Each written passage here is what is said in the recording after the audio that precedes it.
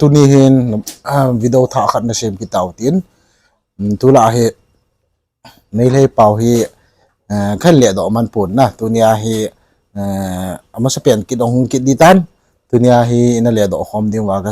ka dei chu danen vir social scientist pa thu se na chi pen hi tu nia hi na kholim hom diu hin tin na ipi la video ho hi anavi ama sau ti win a video ve chai te nei la ya danan vir thu se na chi pa thu se na chi pen hi na kholim hom diu ha yam nuai ba kanoni da kangbu ni da we are Indians sume sibai sing la phu ga jana say mi Yes. even they do not know how to use national anthem section bi yes section bi yawi mong da adegi even they did not know how to hold the flags of nation Indian national flag kamai pai ni kham pon de kai no da because moi la bu kui dri ba moi di yam na kui de na thung ba kangbu ne ba and even I khan ba moi je rule of law je kai no adei constitution je kai no ga ju khangam dong man de union territory demand to bagi magi article adu ga ju Zimbabwe mani ko sungang na ram ni na yes aduda how they can claim union territory without their magi land that is owned by them masagi lam laitana state ama na traga union territory ama lai darkar lai number 1 land jineba land population aduga magi government laksa ga dogneba ado hojik se moina Manipur je KUKI gi lamne na claim to yararoi maramdi 200 before akhoi gi history da there is no any part of the KUKIs there is no KUKI community kem laite aduna ngan na lakpa recently lakpa adubu hoi magi akhoi gi history gi keno jida magi trend sida ko KUKI gi hana gi khongjai sinau singi contribution laite habi yaroi adagi naga sinau singi contribution laite habi yaroi Meitei gi laite habi yaroi pulapna idea of Manipur ja duni dina idea of Manipur ai Meitei ngak ta nuai le ga na te ba punna lebinasi punna sokhat minasi punna hing minasi ha bani dina adu understand tawdraba adu yaningdra di now the question is who are you ma kana no ba ma Manipur masadi natre ba right Manipur pumbagi loina nungai na sana sina nungai na leminasi da pamdraga di ko ma Manipur masadi natre ba ade ani subada mu akhoina yengba yabsina ten haijage matam leitre ko akhoi gi say LTD is kai do we lower noida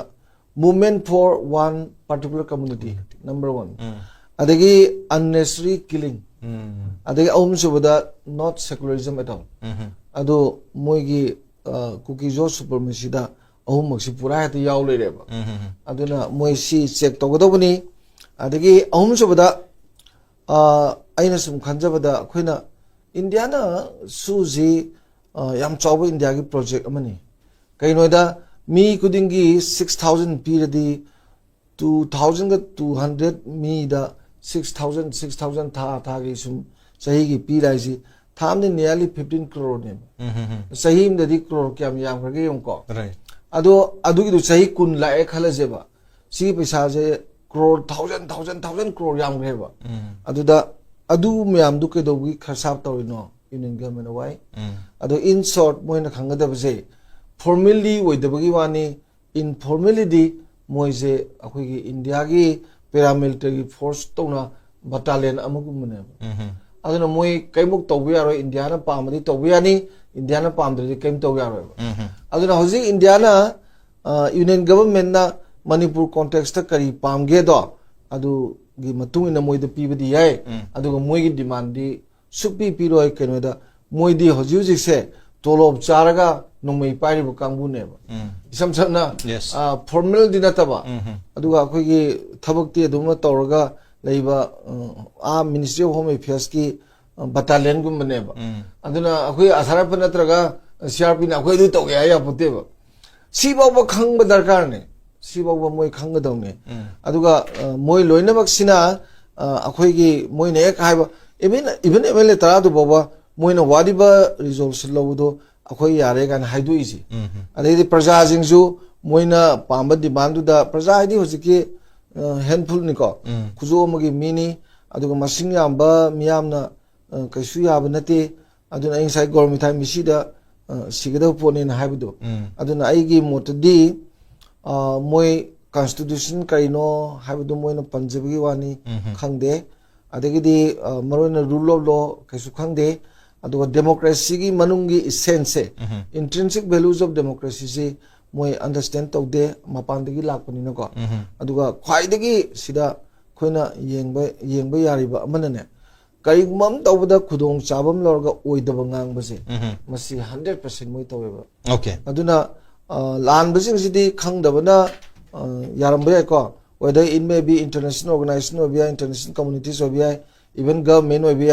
adagi national communities or ko but hojikandi not a single individual je without cross checking si su main low dabane aduna khoida thesis antithesis synthesis na dialectical materialism gai lerise ado aina khanbadadi nganginge aran majis tauringe moina tawthorpa pon myam ji mina sum khang khagane moigi credibility je no gi sum mayeng tarkani aduga ultimately it should be the zero way ni thamjage tua chu a video chu nana musuk ke ding no ta san ta in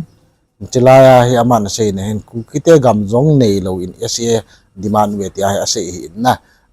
laya chin a sei kit na hen ma hen ku kiten rally ho chi phar ul india flag zong di lo ten adom ji win national anthem zong zana ne lo ten asa ji we aji chu gam danga ko na hung ki pan hi ji on india constitution zong he thiam zo po ve manipur a lutha a hi ji ovin ku kiten gam neilou helin sa demand ove sa demand ding zat nam chun gam le go zong ani ding chule population a zong ki ve ding a hi tia ha si na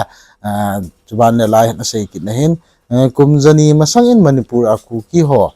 pu ve ahung lut wa je ok win ahung lut ge zong om ve masagin khung sai le